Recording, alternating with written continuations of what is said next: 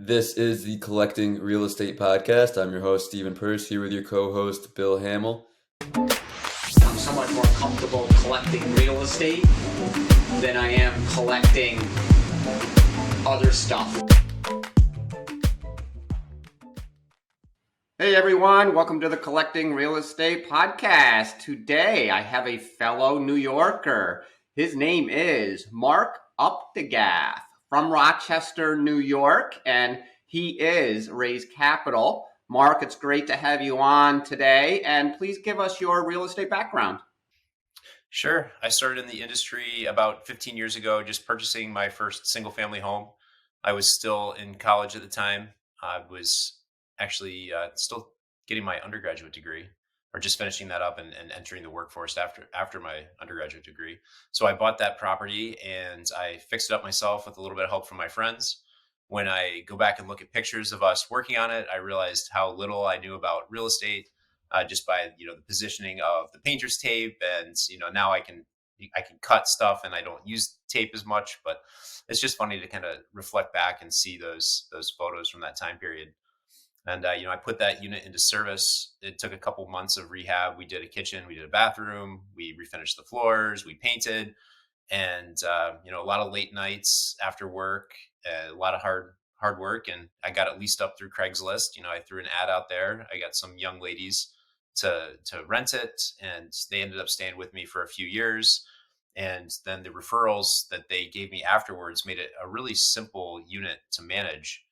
So after I got them placed, I was kind of bored, and I really enjoyed the process that I had gone through to do that. So I just rinsed and repeated.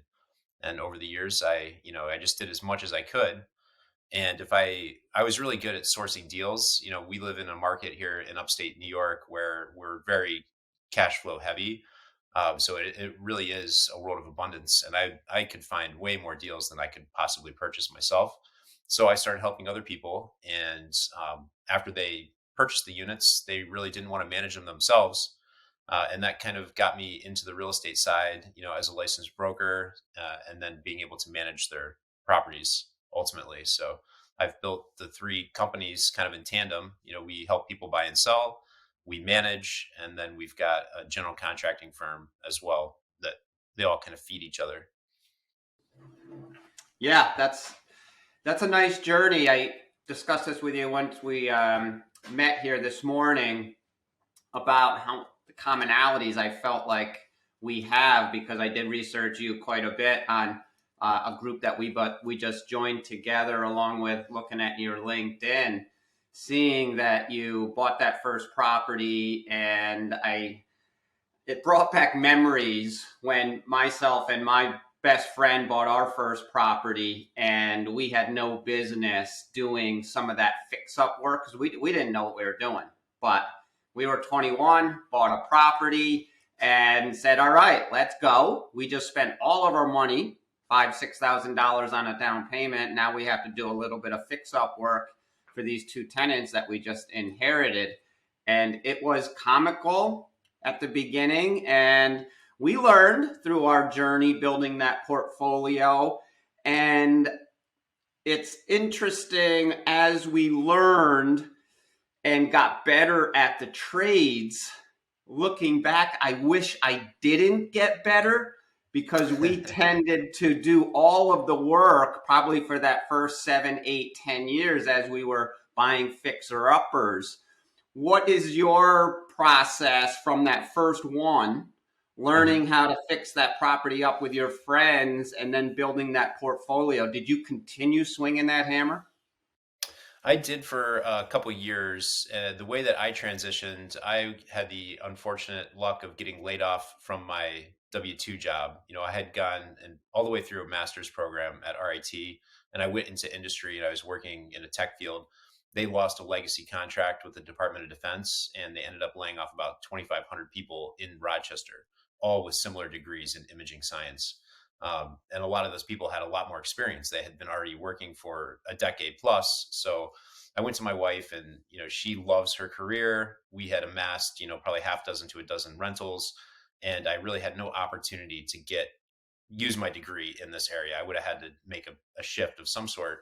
And so I I took the idea to her of getting my real estate license because my realtor was really slow to get me into houses. And sometimes I was losing opportunities because he was a day late. And then, somebody else would come in and buy it. So this was before delayed negotiations, before multiple offers, and nobody even had heard of an escalation clause.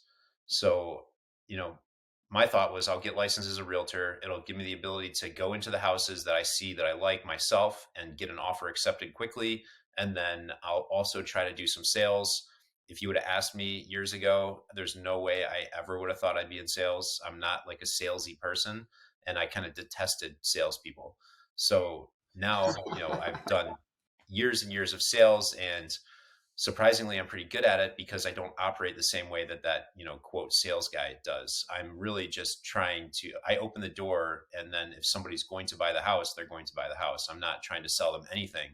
I'm educating them, and they appreciate that. And then they end up making a buy decision based on my coaching.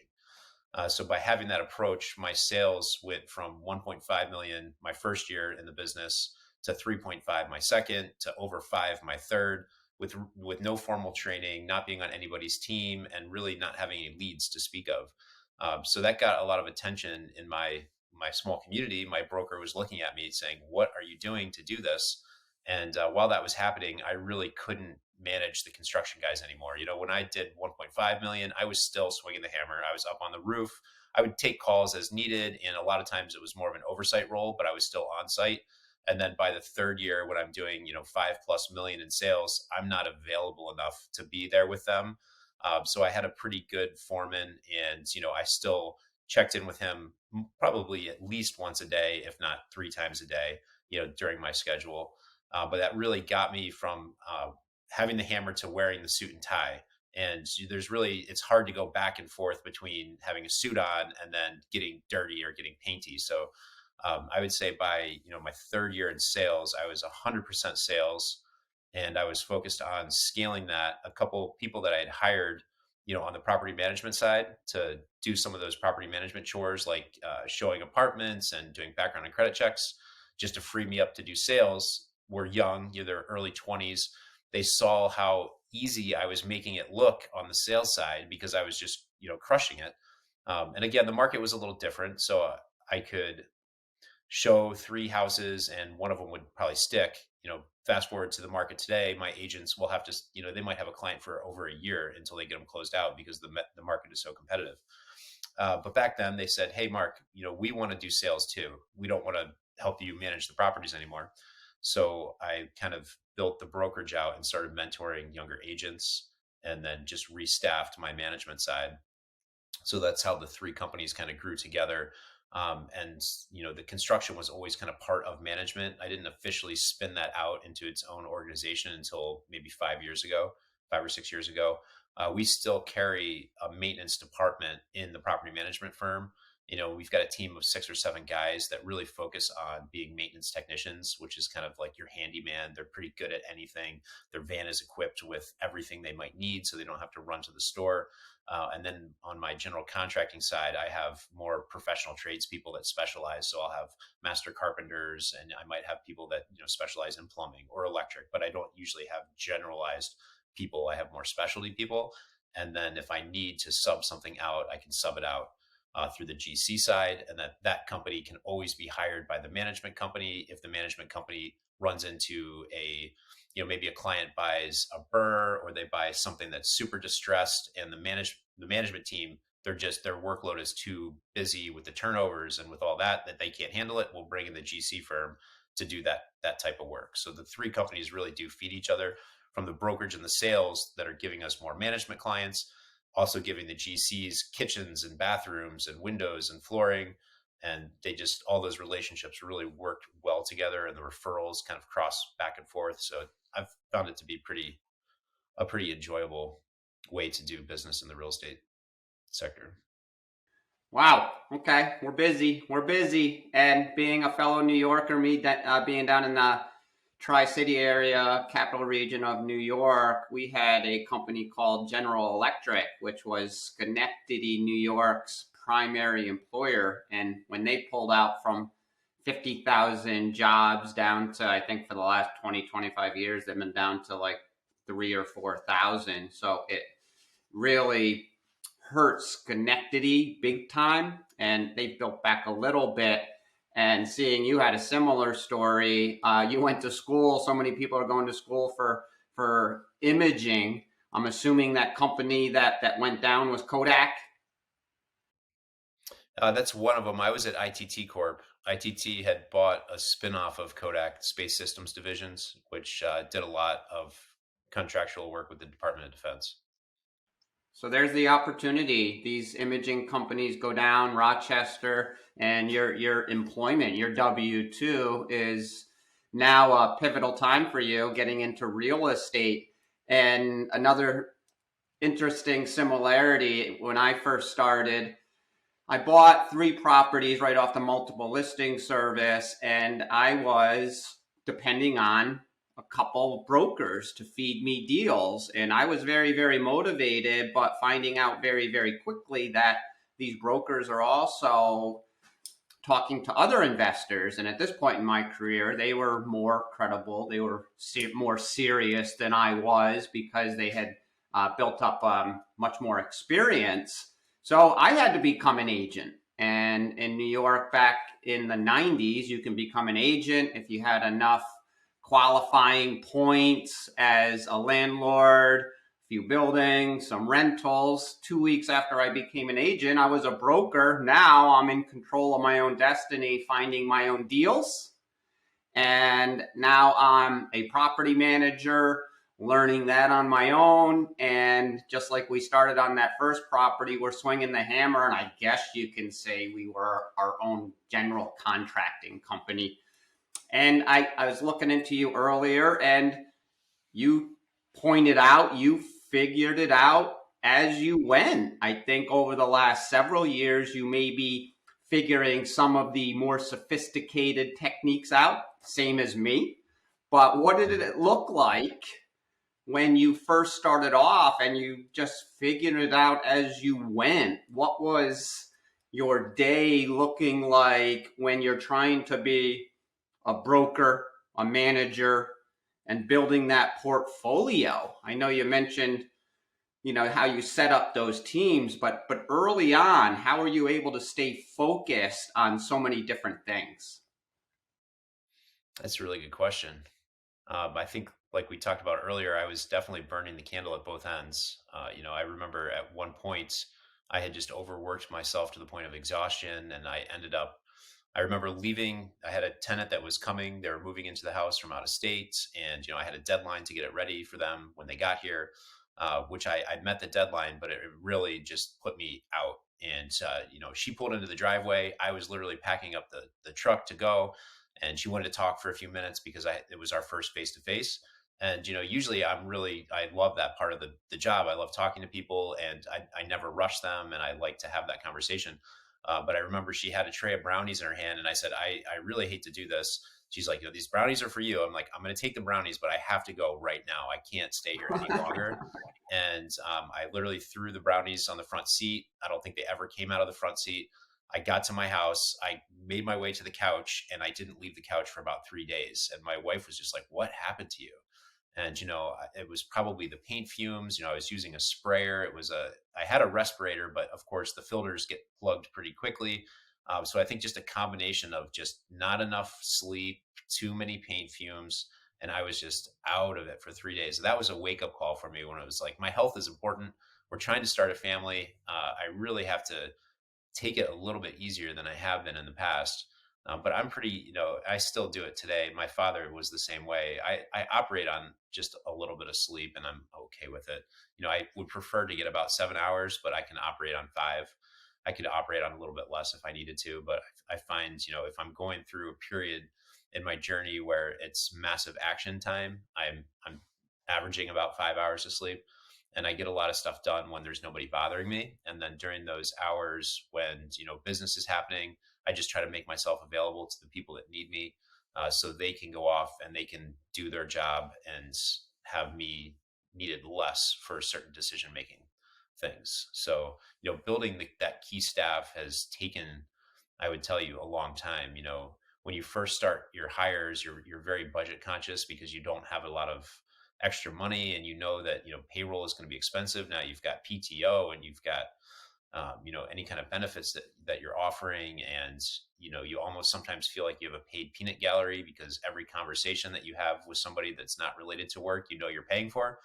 So that's kind of like the early, like, I can't believe I'm hiring people and I'm paying people to have this conversation about their cat or something like that. But you just have to get over it and realize that's the part of any organization. And it's, when you build a culture, you're going to have that kind of interaction anyway. So it's really just the cost of doing business, and you can't really overthink it.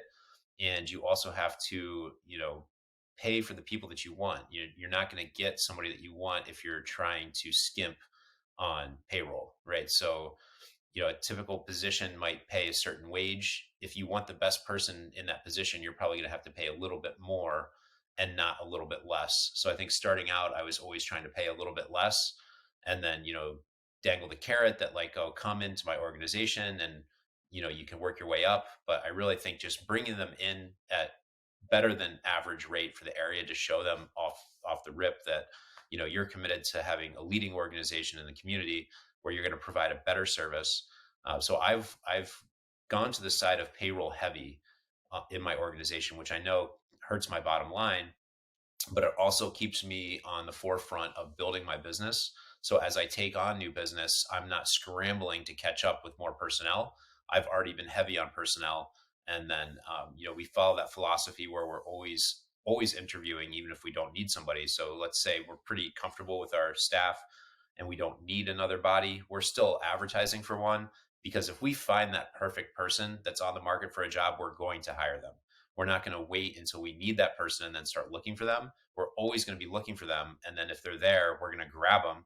And, if I've got a little extra overhead for a few months as we scale up a little bit, I'm going to have to eat that, knowing that it was worth it by getting that person that's a step above what I could find if I was scrambling to find somebody. So I think those are the best ways to, keep yourself moving forward at a good clip, over the course of building your business.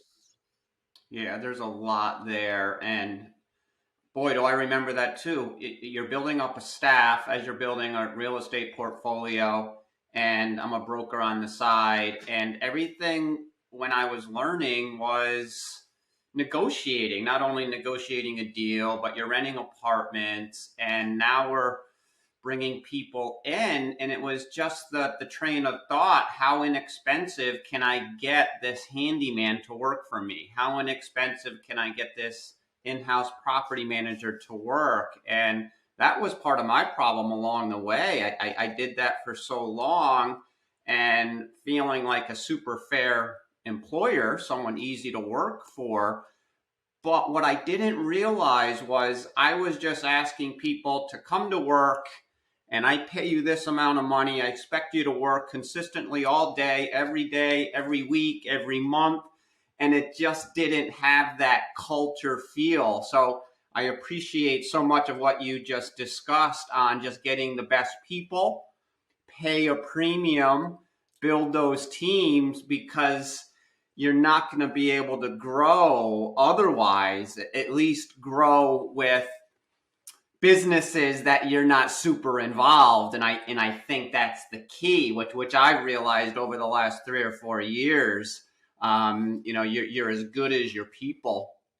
Seeing that you are managing 400 units, I know a lot of those are yours, and you're also managing for clients that you represent. What does that management team look like? Are you involved, or have you built that property manager team where you're just overseeing, focusing on something else?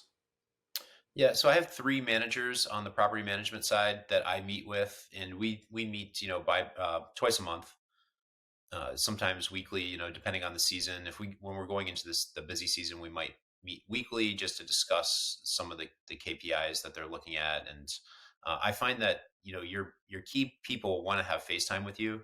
So make it a priority to put that on there. So I'll try to stop and see them individually one-on-one, as much as my schedule will allow. I make sure that I put it on the calendar to get some one-on-one FaceTime with them, but then also having, a managers meeting with just the managers. and then also making myself present so I can talk to just everybody that's in the organization a little bit one-on-one, say hi, what's up, have that conversation about their family.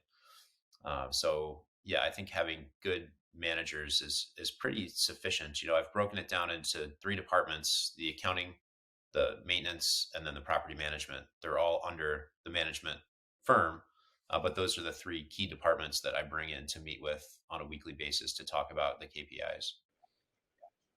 Excellent. And it's, you're as good as your managers, because if your managers weren't capable of doing that job or trained to do that job, they're just going to dump problems on you. Mm-hmm. And boy, have I realized that over the years, is you rather discuss solutions to problems, not just your employees dumping the problems on you. And a common thing when we're discussing third party management or managing in house, knowing that you're doing 400 units, we always or sometimes discuss, okay, how many units can one manager absorb? How many units do Mm-hmm. we need for so many maintenance techs? For 400 units, I know you said you have 3 managers. What does the maintenance staff look like for 400 units? And is it just service orders? Do you get into remodeling, big projects with that same staff, or are you depending on subcontractors as well? Sure. So we've got the general contracting firm, and we typically break it up where if the job is going to be significantly over $5,000, then we're going to go to our GC firm, and then if the GC firm needs subs, we'll bring the subs through that. That's going to separate the liability off the management side. So we run that as a separate payroll. We have separate insurances, and then that company would contract back to management. We've got, this is probably going to be market dependent. We live in an area where the average house is rather deferred. So we probably have a little bit more need for maintenance technicians than some other markets would. Our average house age is, turn of the century, 1920 to 1935. That's going to be 80% of the housing stock in the area that I'm servicing. So most of our houses are older, and that means that there's going to be items that need to be addressed more so than a newer build. So for our 400 units, we can keep 6 or 7 maintenance techs busy full time. The clientele and the units that we have, we do have people that enjoy getting the DSS checks and the Section 8 checks. Those require extra inspections. They're going to have extra things that need to be done. So we're probably a little bit heavy on the maintenance side if you're not managing DSS and Section 8. That's not the majority of the portfolio that we manage. None of my personal properties are in those categories. I tend to go for something more middle of the road where I'm getting some good cash flow, but I'm a very location centric investor. So, that's kind of how I operate. But I would tell you that there's definitely a critical mass of units that you need to have under management in order to start building out a payroll staff. I would say that we subsidized the business for a number of years until we hit that critical number. I think that number is going to vary depending on your market and the way that you operate and the way that you staff and how much involvement you're going to have personally, as far as your labor.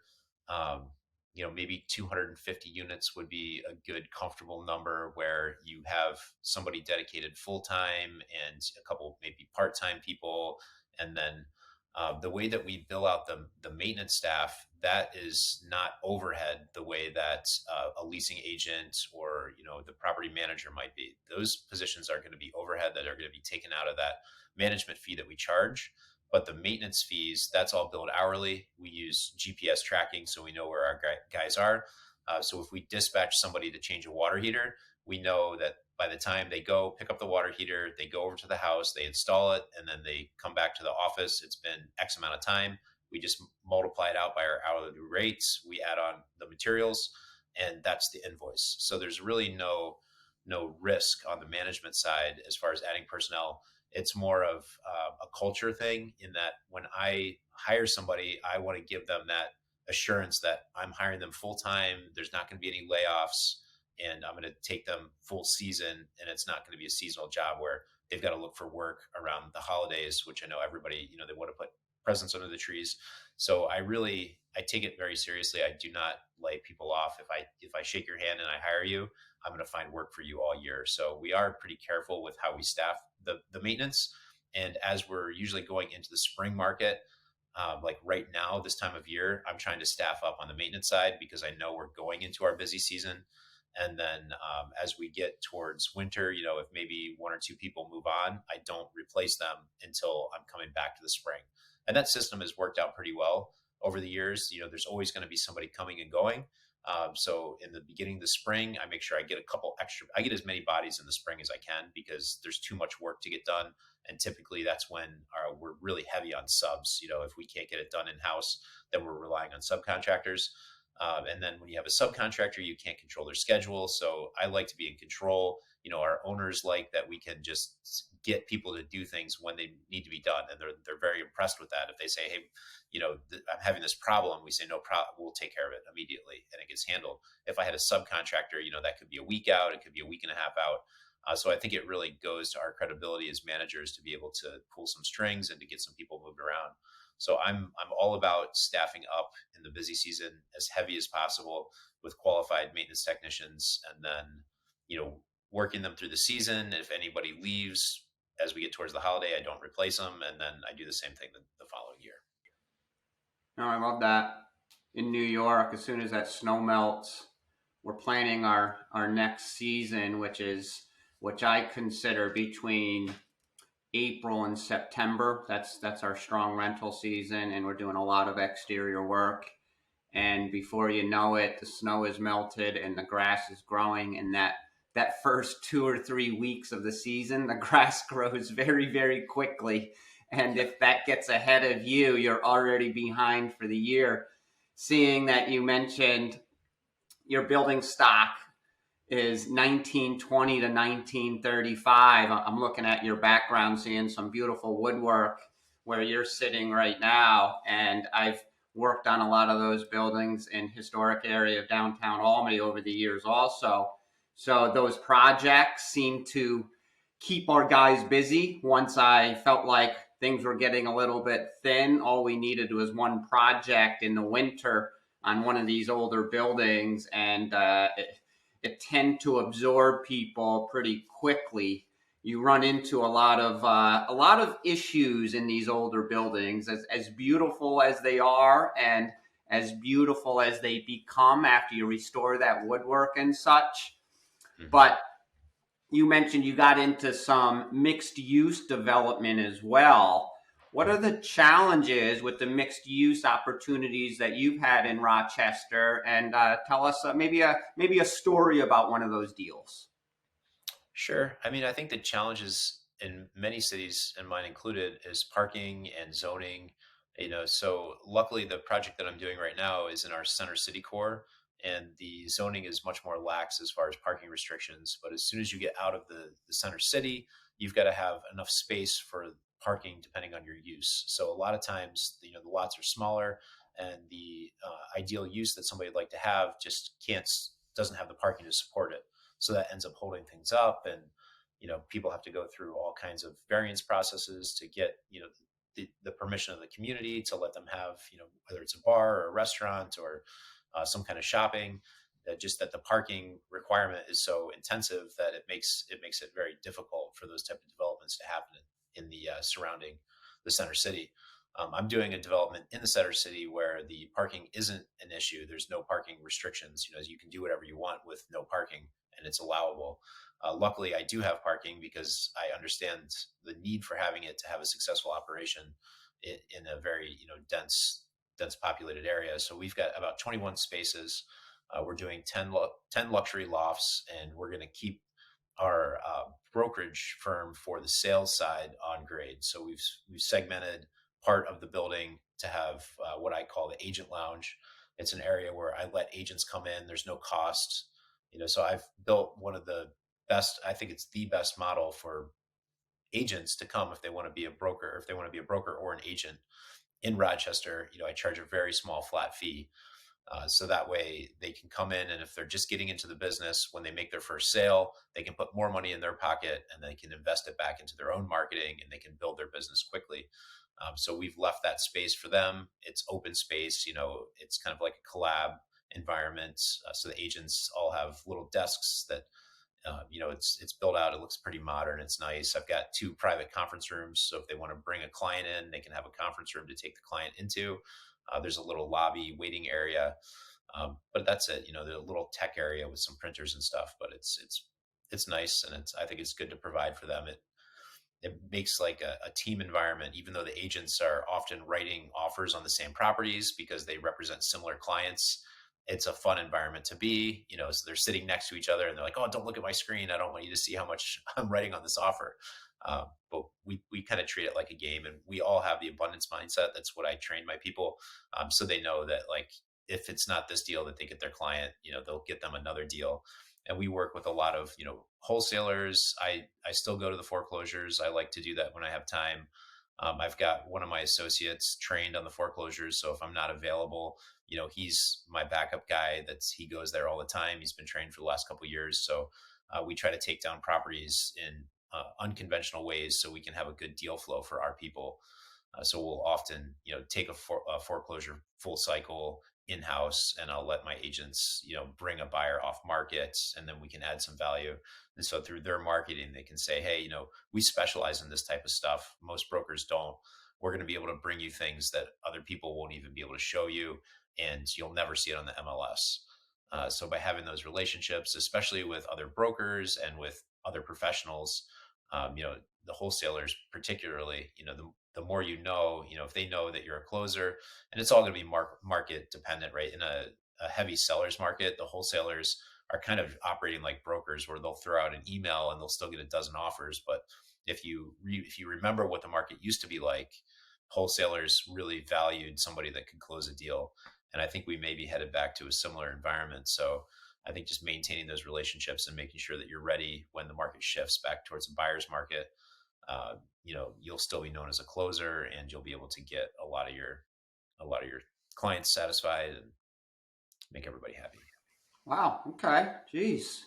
It just continues to bring me back to that thought on how much you're doing here. I do love that mixed use project that you discussed as far as bringing in your team. So you're going to have 10 units there that you're going to be putting online, and you've created this what it appeared to me as like this boutique sales office that is a cool place for your team to go there and operate. At the same time, it's important because you're going to be doing what you need to do on that mixed use property. So that's your focus right now.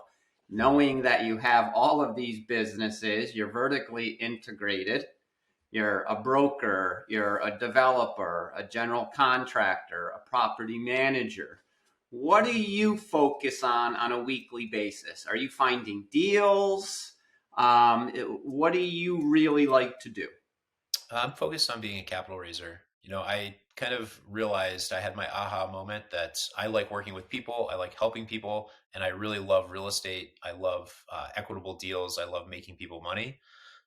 So back in the beginning of my career, and one of my proudest moments was when I helped a young couple right before they got married. I did everything off market. Nothing was MLS listed. It was a private sale of a person that I knew. And then I brought the deal to them, and I did it for each one of them. They both had an FHA loan, so they could really leverage the little money that they had. They were young. They were just starting out. They both followed my advice, which I would tell you, most people that come to me for help don't even follow my advice. So I was happy that they were listening to me. So one of them bought an off-market 4-unit with me with their FHA loan, and then within the same year, the other one used their FHA loan to buy another 4-unit property. And I positioned them really well, where I knew they were going to get some really good upside on appreciation. And within 2 years, we sold both the properties. Again, I orchestrated the sale back out off market with another investor that was coming in, and they made over $200,000 profit on the two combined. Yeah, probably about two and a quarter to 250. And for like a 22, 23-year-old couple, they were absolutely ecstatic. They didn't think anything like that was possible. And it really launched them into real estate. Now they've got many the Airbnbs on some of the most expensive lakes, the Finger Lakes, and they're doing really well operating that way. They like, that's kind of their vibe. Having a real good relationship with the people that are renting their houses and providing a really good experience. Hospitality, they're very good at. And we just had such a great relationship that they invited my wife and I to their wedding, and we're still really good friends today. So just kind of having that in the back of my head for years, like I like doing that. I like helping people. I like helping people make money. So I really want to focus on the capital raising side, so I can help people that have money that want to use it to make money, but on a better scale than like coming down into the trenches and trying to grind it out on these smaller deals. 10, 15 years ago, it was a different marketplace. And I told everybody over that time that, look, the window for this opportunity is closing. You're going to get your hands slammed in the window. Right now, people are trying to pull their fingers out and they're getting pinched. And when you get into the larger scale investments and you don't have to make that principal payment, you're doing an interest only loan, that really frees you up to be able to look at deals in a different way where you can make money versus coming down into this smaller space where everything is so squeezed out that you're pretty much, you're parking wealth on the future speculation of appreciation versus a healthy cash flow. The cash flow, if you do conservative underwriting, really just isn't there unless you're very, very sophisticated at what you do. I can still find cash flowing properties. I think people can in any market, but it's not like it was 15 years ago where you could throw a dart and you could hit a cash flowing property. Now, you've got to find that opportunity that maybe it's off market, or maybe it's an estate sale, or, maybe you just get lucky with the timing. They listed it at a wrong price, or near a holiday or something. And that's much more difficult. It's not scalable, and it's more of just like one-off or luck. So, I've really been focused on just letting my businesses that I've set up do their jobs. And if people are going to come in through those channels, I've coached my agents that, we're in it for the long haul. So I don't want them to sell a property to an investor, a quote investor that maybe doesn't know what they're doing, and then have that fail, where then they're looking at us saying, hey, Mr. Agent, you sold this to me, and now Mr. Manager, I'm not making any money. Like, what's going on? So that starts at the beginning of the process. You only make money when you buy. So if they're not buying right, they're never going to make money. So I've got the agents all trained that, this is what's happening in the marketplace. And if you have somebody that has disposable cash, send them my way, and then we can have that conversation about other opportunities to deploy that cash versus putting it into something that might not do exactly what they think it's going to do based on the books that they read. And I've always used the same pro forma, right? And it's just looked worse and worse and worse as the years have gone based on the numbers. Now we have higher interest rates. The rents haven't gone up enough to compensate that. And just all of the expenses are higher. The cost of buying is higher. And so really your ROI has been collapsing on those type of properties. So I'm focused on capital raising. Boy, has real estate become popular, especially multifamily. Years ago, it seemed like there was not very much interest at all. Mm-hmm. And I figured out that big difference you just explained from residential to commercial, completely different underwriting. And when I bought my first commercial property, it was after a residential project where we purchased it, did the CapEx improvements, rented it out, and then it was off to the next project. And okay, there's nothing right in front of me. Let's check the MLS.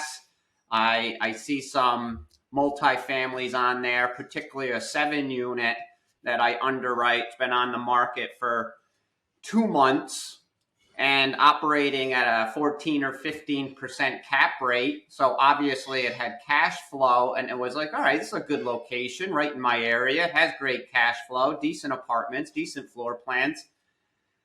These days, that property doesn't even see the market. So It's amazing how I explain to people that the market in the early 2000s was completely different than the multifamily market over the past 10 years, which is amazing to me. And you described Rochester with that older housing stock. I'm assuming you don't have many garden-style apartment communities. I'm sure you do as you get outside of Rochester. Mm-hmm. But you mentioned that you're focusing on raising capital? Do you do syndications as well? And what is your deal criteria for raising capital and that syndication structure? Sure. I've always, if I find an opportunity, I pull the trigger on it, and then it might go on the back burner until I have the resources to deal with it. So for my capital raising efforts, I'm focused on some of those projects that I have in the wings. One of them, a self-storage facility that is pretty strategically located in central Pennsylvania. That's where I'm from, so I'm very familiar with the area. There was a expansion of the highway that took out an existing self-storage facility. When that happened, Sheets, which is a major gas station, came in and purchased the parcel next to where it was to service that flow of traffic. And we have one of the only developable parcels in the area that could be used for self storage. And the connection road where this is the only road going into the seasonal river lots. So there's probably a couple hundred lots where the people can't leave the stuff seasonally because they get washed down the river. So they've got to bring their boats up, they got to bring their campers, they've got to bring all of their seasonal stuff and have a place to store it. Right now they've got to drive I think 8 miles to the nearest self-storage place. So we want to get that site developed. We're gonna have to do some grading. It's on a small hill, and get that built out into as many units as we can, have a little bit of space for outdoor boat storage. And then we've got another property that's more industrial. It's on the rail. It's about 10 acres, and we're looking to do some industrial storage there. So those are my next two projects that I'm working on right now. Awesome. So you're getting into other asset classes, not only multifamily, but industrial, self-storage, and that's where these syndications and raising money comes in. That's beautiful. Before we get to these three outro questions that we love to ask on the Collecting Real Estate podcast, I know that you mentioned that you like mentoring and developing talent. Explain that a little bit. Yeah, so I always remember this story where, I wanted to get the best deals possible, right? And I was working with my former broker, and he had purchased a house as a foreclosure, and this was before I really peeled back the curtain on foreclosures. And I was going to purchase it from him for $100,000. And I realized that he had just bought it for $40,000 and he was marking it up $60,000. And I was just like, dude, I'm not doing that. I'm not giving you a $60,000 profit. How about you sell it to me for like 60? He's like, Mark, if you don't buy it for 100, I'm going to sell it to the next guy for 110. Sorry, you're getting a good deal. And in hindsight, yeah, that's the true nature of it. He was still giving me a good deal. It probably still was worth 110, but I was so like distraught with it. I was like, I'm not buying it. So I didn't buy it. I let it go. But what I did do was start looking into the foreclosure market. I forget what your original question was. I'm sorry. Mentoring and mentoring. Yes. Okay. So I was like, I gotta get into this foreclosure stuff. Like I'm leaving 60 grand on the table in my, looking for these investments. And then this guy's going to make 60 grand on me. So I started showing up to the auction, and he would be there, and it would literally be like just him and his son sometimes. And I would sit at the back with them or stand, because it was literally on the steps. And I would ask them questions. And I remember the first time I asked him a question, he just looked over at me and he goes, "What is this, a seminar?" And I was like, oh man. So he really didn't want me there. He didn't want me participating because, the more competition, the less money he could make. But I really just, I love when people are willing to share. I've got that abundance mindset, and I got to where I am by asking questions and not being that guy that just annoys people by asking a million questions and relentlessly not letting them do their own job. So, when I think about it, if I have a specific question that needs answered, I'll have somebody in my Rolodex that I can call on for that specific question. I'm not going to just ask them random questions all the time. I'm going to save that favor for when I need it. But in my mind, I know, okay, this person could answer a question about this, and this guy about that. So when I think of myself as a mentor, I really want to just pay back all those favors that I've accumulated over the years, by asking people all these things, and let other people that are trying to figure stuff out learn. So when people come to me and they've got questions, I'm pretty much an open book. I love real estate. I love talking about real estate. and I tell them, if they want to learn, they've got to be close to me, because you can't just come to me one time and get this information and then you're a rock star. You need to be like living it and breathing it. So I think the people that really get it the most are the ones that are willing to show up with no expectation of making any money, but more like, how are they going to add value to me so they can be around me and they can learn from me. And the people that have done that have become very, very successful in their careers. Simple as that. I know it's not that simple. It just, once again, I was a broker and an investor. People would come to me. I would sit down with them for 45 minutes or an hour. They were very motivated, but I would leave it as, okay, you need to do this and this. Give me a call back in 2 or 3 weeks. 9 out of 10 people never even called me back after 2 or 3 weeks. It was motivated for such a short period of time, and then they just get distracted with something else. And more recently, it's interesting how you describe that, where you need, as a beginning investor, if anyone's listening here, as a beginning investor, you're responsible to check out the market, to know your market, to drive around your market, get familiar with it, look at properties, run cash flows.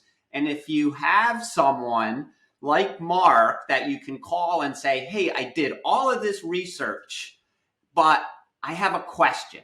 After all of that research is done, not calling Mark and saying, hey, I saw this property on Zillow. What do you think? Is it a good deal? Mm-hmm. That's one that I'm like, I have no idea. Right. I have no idea if it's a good deal or not. So if you're a beginner, make sure that you put in the work before you use that valuable time of that mentor, because Mark would be happy to have that discussion with you. Mark, this is the Collecting Real Estate podcast. They say you have to have 3 of something to make a collection. First question for you, in 5 words or less, what's the most important thing you've learned since collecting real estate? You can't change the location. There you go. Location, location, location. In other words, number 2, what are your 1 to 2 year personal goals? 1 to 2 years. I want to get those 2 projects that I talked about buttoned up and, finished. So 2 years is plenty of time for those. I've got another 3 unit down in central Pennsylvania that we've got to finish. That's been on my back burner for way too long. I've got another building up here. I've got 2 buildings up here in Rochester that are going to need finished after the 10 unit that we talked about. So pretty much just clearing my back burner in the next 2 years. That's what I've been focused on for the previous 2 years. And it's probably going to take me 2 more years to really clean it up. So once that's all taken care of, in the same time, I'm going to be, raising capital and looking for other deals, both in my marketplace and then in other markets. I'm lucky in that my sisters live in some very good areas for finding investment properties as well. So it'll give me a good excuse to go out there and spend some time with them. And I'm a boots on the ground kind of guy. So if I'm going to get into a market, I'm going to be exploring that market pretty extensively, physically, being there. I'm going to do a lot of online stuff and stalking type stuff and due diligence stuff, but I'm going to go there and I'm going to spend some serious time, and I'm the feel out the space kind of guy. And I find that works in my investing as well as all things related, development or even just getting rental properties ready. I like to feel the space so I can really make my mark on it. So I feel like the next 2 years, I'm going to be doing a lot more traveling than I have in the past, and really just getting to know some new markets a lot better. Fantastic. Mark's going to dig right in. Surprise, surprise. Mark's a hands-on guy. What does the Updegraff family do for fun? So I'm teaching my kids how to ski. I was lucky and blessed enough that my parents gave us that gift. They never really got good at skiing, but they put us in different programs to learn how to ski. I think at a young age, that's really when you want to do it. I've been trying to teach my wife how to ski since she was, in her probably mid 20s or maybe early 20s. And she's still very cautious when she's going down the hill, and I don't think she'll ever ski like I ski. And it's probably because she just, she doesn't want to hurt herself. And I get it. But if you learn when you're young and you're that much closer to the ground, you'll take those falls and you'll figure it out, and you'll be swishing back and forth down the mountain in no time. So I'm focused in the winter on getting my kids on the skis, getting them out to the ski mountain. During the summertime, I was always an avid swimmer, so I've got them in some swimming programs. They both like gymnastics. We've got a 2-year-old, so we try to do a lot of activities that are inclusive of a 2-year-old. So a lot of nature hikes, going to the zoo, just a lot of fun family type stuff. Love it. Love it. How can we assist you? How do we contact you? Oh yeah, I'm happy to help anybody that needs help. My cell is 585-314-9790. You can find me on LinkedIn. You can go to my website. It's markupdegraff.com or razecapital.com. It's RAZE, like you're going to knock the capital down. We stack it all up and then we knock it down and put it into real property. So any of those ways would be fine. Fantastic. And Mark is in a high cash flow area of Rochester. He finds deals all the time. He's able to build teams, keep everybody busy, building his portfolio. Mark, thank you very much for being on the Collecting Real Estate podcast. It was a pleasure. Yeah, no problem. It was great. Thank you so much.